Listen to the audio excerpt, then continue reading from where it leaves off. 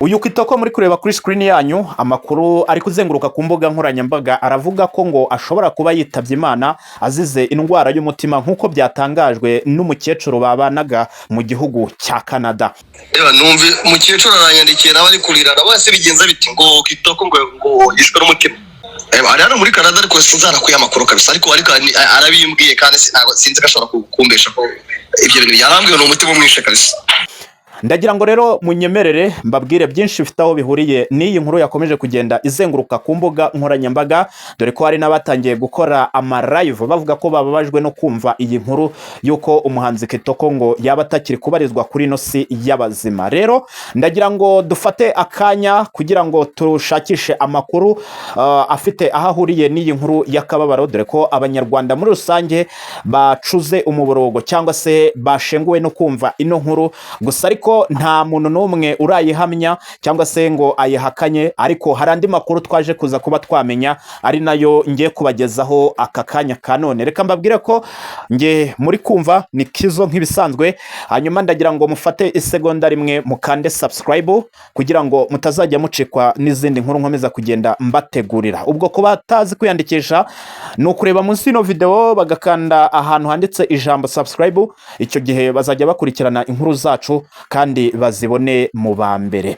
Nk'uko nari mbibabwiye rero, hari amakuru abyutse azenguruka ku mbuga nkoranyambaga yakuye imitima y'abanyarwanda ndetse n'abari hanze y'u Rwanda muri rusange, cyangwa se abakundaga uyu muhanzi Kitoko Bibarwa Patrick. Uyu Kitoko rero ni umusore cyangwa se ni umunyarwanda ukiri umusore, mu by'ukuri yari amaze imyaka igera kuri 12 abarizwa mu gihugu cya Canada aho yari yaragiye kwiga, ariko mu minsi ishize nibwo yagarutse hano mu Rwanda ndetse akaba ari naho atuye. Bikavugwa ko ngo atuye mu murenge wa Gisozi, ubwo ni mu mujyi wa Kigali, ni mu karere ka Gasabo. Inkuru rero yaturutse mu gihugu cya Canada nk'uko byatangajwe n'umukecuru babanaga cyangwa se uwo twakita nka nyirakuru, ngo ubwo nyirakuru yazaga kwitaba telefone imubwira ko umuhungu we Kitoko Bibarwa ngo aguye mu Rwanda azize indwara y'umutima, nibwo uwo mukecuru nawe yahise ahamagara undi muntu nawe ukoresha imbuga nkoranyambaga, hanyuma ahita abyandika arabitangaza ko umuhanzi Kitoko ngo yitabye Imana aguye mu Rwanda azize indwara y'umutima. Abareberera inyungu ze cyangwa se uwo twakita nka manager bakunze kuba bari kumwe igihe kinini, itangazamakuru cyangwa se bamwe mu bakoresha imbuga nkoranyambaga bashatse kugira icyo babimubazaho, basanga nawe nta makuru abifiteho. Gusa ariko nk'uko nawe yaje kuza kuba yabitangaza, yavuze ko ngo urwo rupfu ataruzi, ariko nanone ntabwo yabihamya kimwe n'uko atabihakana.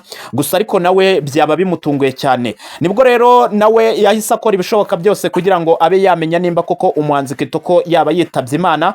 Gusa ariko yakomeje kugenda abyizera, dore ko ngo amakuru yaturukaga ku mukecuru cyangwa se ko twakita nka nyirakuru n'ubundi babanaga muri biriya bihugu bya Canada, dore ko uwo mukecuru yavuze ko ngo hari umuntu ubimubwiye, ndetse uwo muntu akaba ngo yari afite amakuru ahagije ko Kitoko yaba yitabye Imana.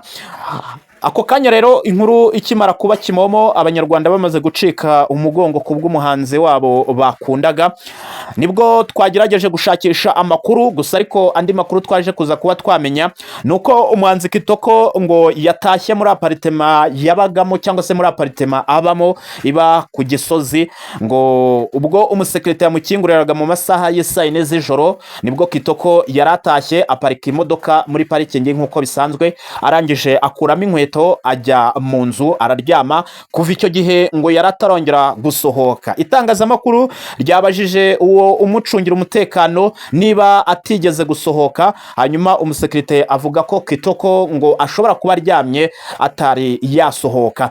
Abantu rero bahise bavuga ngo ashobora kuba wenda yaguye mu buriri cyangwa se yaguye mu cyumba aho yararyamye, hanyuma mbere yo gushiramo umwuka akaza kuza kuba yabitangaza ku mbuga nkoranyambaga, ari naho amakuru yaba yaturutse.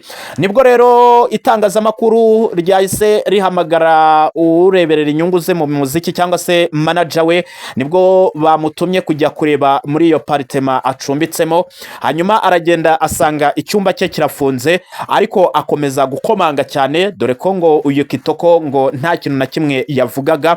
Aho ngaho rero akaba ari naho igikuba cyahise gicika, bavuga ko ngo ashobora kuba yaguye muri iyo nzu. Ku bw'amahirwe rero bakomeje barakomanga, hanyuma baza kugeraho bamuhamagara kuri telefone, nibwo telefone ngo yasonnye, hanyuma isonera aho yari aryamye, nibwo yahise akanguka araza arabakingurira, hanyuma inkuru ibibaye ikinyoma cy'uko Kitoko ngo yaba yitabye Imana. Gusa ariko abantu bakaba bibaza, ese umuntu waba wabitangaje yaba yarabifitemo izihe nyungu, cyangwa se kubera iki yaba yabikoze kuvuga ko Kitoko ngo yitabye Imana kandi nyamara akiriho.